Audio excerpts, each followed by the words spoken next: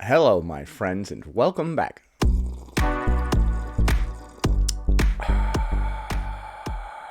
Today, we're taking a look at the 20th installment, dear God, what are we doing with our lives, of what I like to call Fat Shaming Fridays, where we take a look at various responses to this. Tell me the wildest way you have ever been fat shamed. As usual, if I laugh at any of these stories, I'm not laughing at the fact that somebody was bullied or fat shamed, I'm just laughing at the ridiculousness of the situation. What sort of fat shaming shenanigans will we encounter today? Fat shamed at the arcade? Fat shamed at the furniture store? Fat shamed at the psychiatrist? I hate it when that happens.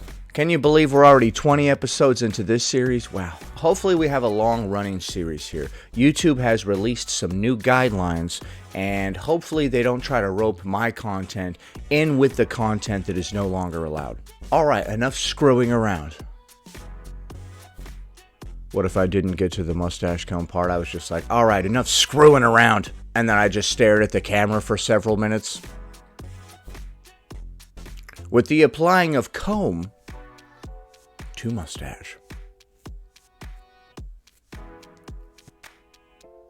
Tell me the wildest way you have ever been fat shamed. I'll go. I have like millions of stories. They all start off by saying, I have a million stories, but I'm going to tell you just one. Nah, dude, tell me all of them. I got all day, dude. This one hurts the most. For reference, I used to be like 50 kilograms heavier than I am now. And then 50 kilograms heavier? That's 110 pounds for my viewers from the United States. You see, there are 2.2 pounds in a kilogram. The more you know. Dun, dun, dun, dun. and I lost weight when I was 16, 17. Good job, dude. So I lost weight, and then one of my family members, of my close family members, told me repeatedly that they were so happy that I lost weight because looking at me when I was at my heaviest was painful to them. I hope this isn't the part of the story that you're considering the fat shaming, because this is just a family member being like, yo, back when you were overweight, I was really concerned. And you're now like, after you lost the weight all this time later, you're like, they were fat shaming me. No, they were congratulating you and telling you that they were concerned. Because they just hated the way I looked and like how big I was, and it was like, No, they were worried that you were very unhealthy and going down a dangerous path. What do you mean? so painful to look at me, and they're Yeah, it's so painful to look at you because they know that you were very unhealthy and going down a dangerous path. How many times must we say this? So your family member telling you that it was painful to look at you when you were obese is a fat shaming story to you? I don't understand. The funny thing is that this happened after this person lost weight. So somebody telling you, I'm glad that you lost weight, is a fat shaming story? It didn't even take place when you were fat. It happened after you already lost weight. What? They weren't even telling you that they hated to look at you while you were obese. It wasn't until you lost the weight. What? This is a weird one. Getting fat shamed in the past tense, bro? A fat shamer time traveler from the past? so glad that I finally lost weight. That hurt. And I will forever be scared to gain weight again. What? It hurt? For them to tell you, hey, back the way you used to be, the way that you are not currently, I was concerned. That hurts you. Them telling you that the way you used to be, that you no longer are, was concerning to them. And it pained them to see you like that because they love you. This hurts your feelings. Dude, am I crazy? Am I so out of touch? No, it is the children that are wrong. I think we can all agree on that. This is crazy. Next. Tell me the wildest way you have ever been fat shamed. This is a good one. This is a good one. Sorry, guys. I'm a moron, dude. You can't take me anywhere. My obstetrician Uh-oh. Dude, is it about to go down at the obstetrician's office, dude? Not again. told me at my 40-week appointment that my birth canal was too fat.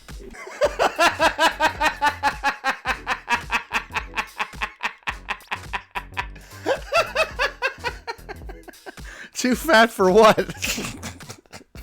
to deliver a baby? Babies like it all cushiony, you know? You don't want the baby going through there hitting all these bones and stuff, you know? Would the phrase more cushion for the pushin' be applicable here?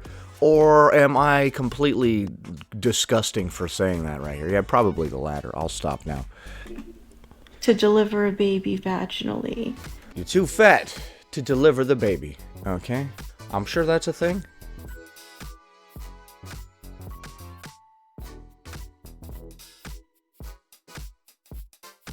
And that he recommended that I have an immediate scheduled C-section for the...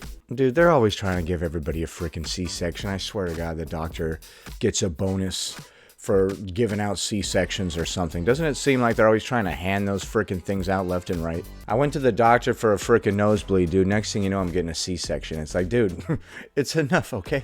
Big C-section got to you too, huh, doc? They paid you off. Next morning. And when I asked if an induction was possible instead, he told me, no, it wouldn't be possible because once again, there was too much fat in my birth canal. He keeps bringing it up. Like, even when you didn't ask, you're like, all right, so I'll see you at the next appointment. And he's like, yeah, did I mention there's a lot of fat in that birth canal? And you're like, what? I'm on the way out the door now. Why are we still talking about this? As a plus-size pregnant person, that I'd never be able to deliver the baby vaginally.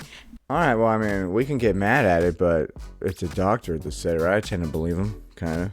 And it would just end in an emergency C-section after a traumatic labor, and that would be inconvenient for all of the doctors and hospital staff. Okay, so the doctor telling you that you are too large to deliver this baby in the traditional way and you need to have a C-section is fat shaming. That's weird. Once again, I feel like this is not a fat shaming story, just like the first story. What the heck? This is just a doctor being like, yo, medically, this would not be safe. And you're like, man, he fat shamed the crap out of me. Like, no, he didn't. He's just following medical procedure. What are we talking about? And in the first story, the relative of the girl was just like, yo, it was painful to see you before when you were larger. You look a lot better now. That wasn't fat shaming either. So yeah, true story. Okay, so a medical doctor told you that you were too large to go through a certain medical procedure and therefore had to partake in another medical procedure, and this was his professional medical opinion. That's one of the worst fat shaming stories I ever heard, man. Dang. How did you overcome? What's next? A doctor told you that weight gain would lead to diabetes? That's a crazy fat shaming story, man. In front of everybody? Next. Tell me the wildest way you have ever been fat shamed. So the last time that I visited my motherland. You have a motherland. Dude, stop bragging. Me and my sister decided to save some money by taking a train from the capital city into which I flew to where we're from. Okay. And then what did you do? Some people like to do this when they're talking. Sometimes when I go to my motherland, I like to take a train to the capital city as well, or whatever. I am post 4 days. My sister is post 3 days of travel. We are dirty. We just want to take a shower. We've been on this train for 3 days. Okay, you're pinching the invisible grapes in front of your face. Is your motherland Italy? In the summer heat. And it has been 4 years that I've been gone, right? So my family has not seen me in 4 years. We walk in, put our bags down, and I, hug whoever's at the door, and I see that my grandfather's sister is sitting in the kitchen. So, uh-oh, dude. I feel like we're about to hear some real fat shaming now, right? If it's happening like in a motherland or like in the old country or whatever, like people don't care. And they're not yet used to seeing a bunch of morbidly obese people walking around in these little villages and stuff. So you're going to hear some old world truth. I go over and I hug her. She hugs me back, and then she pulls me away at arm's length and looks me up and down. And she says, "Molana, you're supposed to grow up to the size."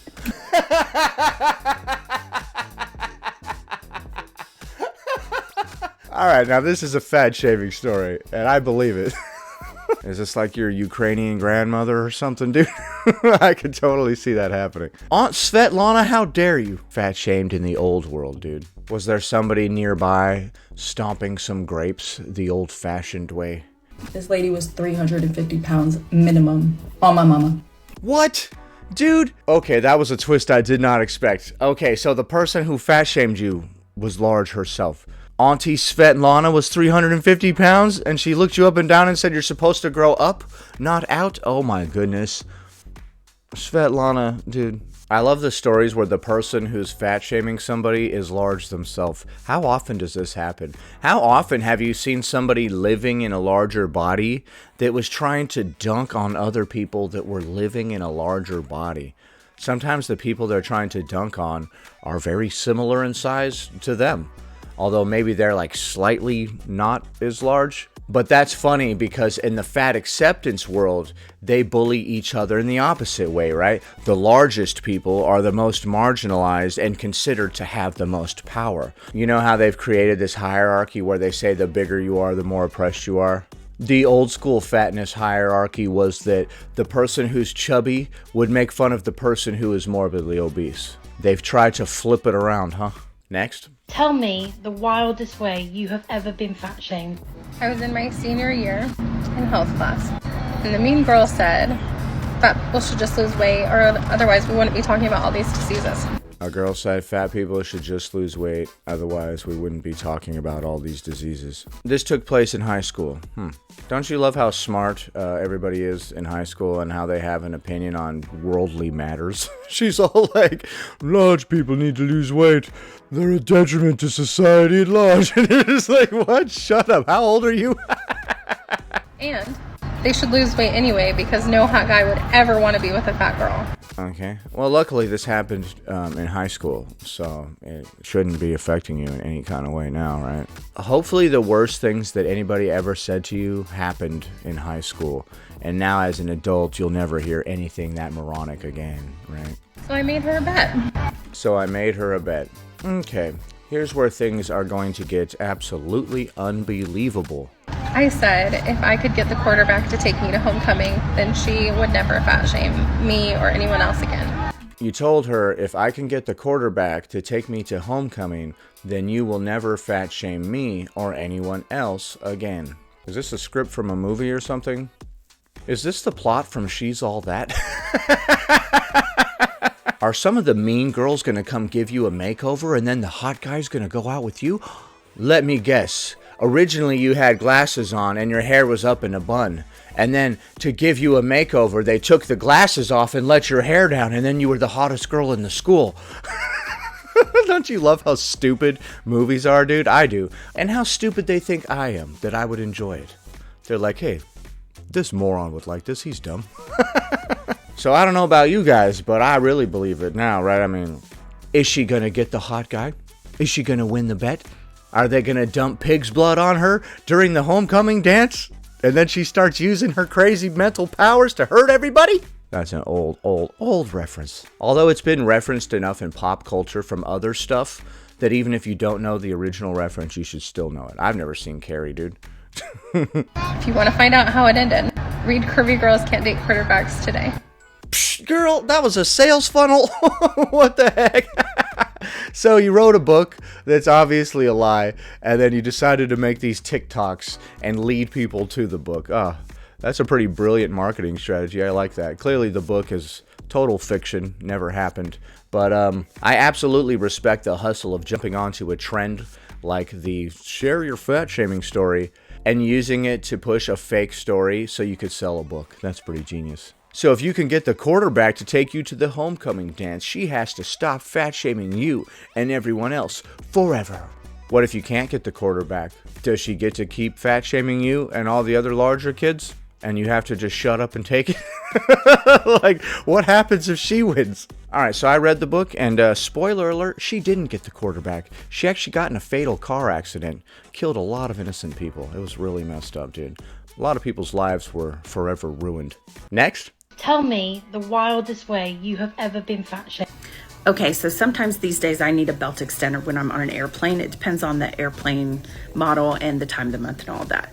It depends on the time of the month? Okay, that's related to bloating. I know female anatomy. So this one time my husband and I were boarding a plane and we had chosen seats in the emergency row, so there's like more foot room. I did not need a belt extender on this particular plane, but this one flight attendant comes running up the aisle. Came running up the aisle as you started to sit. All right, this looks like a pretty good seat. I will just sit down on it. Whoa, whoa, whoa, whoa, whoa, ma'am. Whoa, ma'am. No, whoa, whoa, whoa, whoa. Do not sit down. Okay, I'm sorry. I'm already sitting. Why? What's the problem? Fat. Too fat. Not again. Thank you guys for tuning in. Click the like button. 1 like equals 1 cup of coffee. Let's go. I mean, people were boarding the plane. She's like knocking people out of her way to get to me, making a... She's knocking people out of her way to get to you. Lady, come on. Oh, you know how sometimes the flight attendant assaults people? Like, what do you mean, dude? beeline for me and obviously yelling at full voice, "If you need a belt extender, you may not sit in the emergency row." What the heck? I don't know, man. She's just running at you, screaming this from all the way across the plane, and you're like, what? You can't even hear her. All you hear is her muffled screams because she's so far away. She's just like, seatbelt extender. And you're just like, what? "If you need a belt extender, you cannot sit in the emergency row." And she ends by coming face to face with me and Dude. So she came up and got face to face with you, put her lips to yours. You guys had a passionate embrace. And then what? practically yelling in my face. Okay. And then after your passionate embrace, what happened? And I was like, "Thanks, I don't need a belt extender." And she was like, oh yeah, and she just kicked you right in the chest, right out of the emergency door. You tumbled down the slide that, thank God, deployed in time, because, you know, those things could take a minute usually. And we got a free flight after that. Wait, what? Did I miss the part where she did something to deserve a free flight? Hold on, let's go back. And I was like, "Thanks, I don't need a belt extender." And we got a free flight after that. So she said, if you need a seatbelt extender, you can't be in the emergency row. And you were like, thanks, I don't need a belt extender. And then next thing you know, you have a free flight. What? Was there a middle part that we missed? Coming face to face with me and practically yelling in my face. And I was like, "Thanks, I don't need a belt extender." And we got a free flight after that. Why? Why did you get a free flight? She came up, got in your face. According to you, of course, people like to be hyperbolic or exaggerate oftentimes. Sometimes getting in your face is just somebody casually asking you, like, hey, how's it going? Like, apparently, sometimes that means you're getting in somebody's face. So the lady got in your face and said you can't be in the emergency row if you need a seatbelt extender. You said, I don't need a seatbelt extender. Yada, yada, yada. I got a free flight. What? She's implying that we saw some sort of wrongdoing here, right? If the flight attendant assumed that you needed a seatbelt extender, but then you did not, why would you get a free flight for that? She was just wrong. She was just wrong about a thing. You know how sometimes you're wrong about something and then you're just like, oh, I'm sorry, I was wrong. Like, that's a thing, right? So the flight attendant thought that you needed a seatbelt extender, but you didn't. And the airline gave you a free flight because reasons. They don't like money over there at the airline. They're like, you know what? Let's give this lady a free flight. We're actually not in this for the money. We're in this to help people. Us here at the airline, we're not here to make money. We're here to help people. That's right. That's what we do over here at the airlines. We want you to be as comfortable as possible and be as respected as possible. And we're not in it for the money. We just want to help people. So that's bizarre and clearly did not happen. It's weird to make up a story that doesn't even make sense.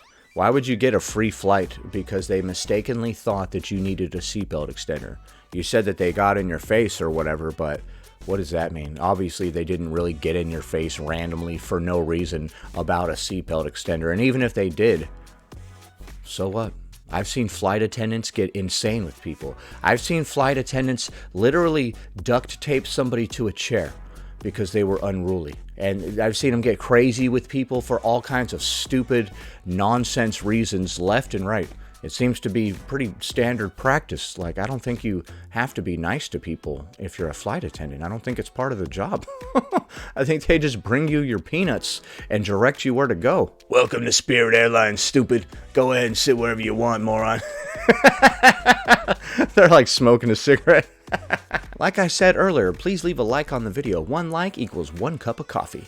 Anyway, that about does it. Thanks for watching, commenting, liking, and subscribing. And I'll see you in the next one.